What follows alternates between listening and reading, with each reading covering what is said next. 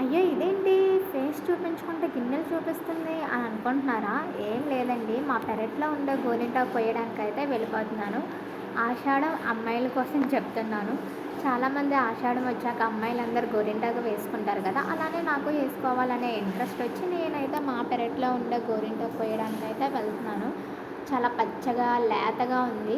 So, ఒక్కదానికి కొయ్యాలంటే bore అని అనిపించింది. నేను మా అక్కకి కాల్ చేస్తే మా అక్క పడుకుంది. సో, మా అక్క రాలేదు. నేను ఒక్కదాన్నే కోసుకున్నాను. ఇంక అలా ఆలోచిస్తూ మెల్లమెల్లగా అవగొట్టేసానండి.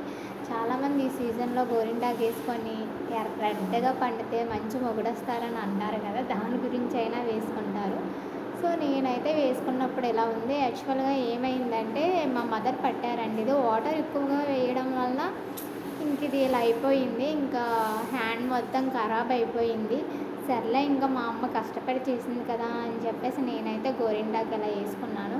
ఫైనల్లీ యేసుకున్న తర్వాత తీసిన తర్వాత ఎలా ఉందో మీరే చూడండి. లేచాక తీసాను అది కూడాను. ఇలా ఉందనమాట యేసిన వెంటనే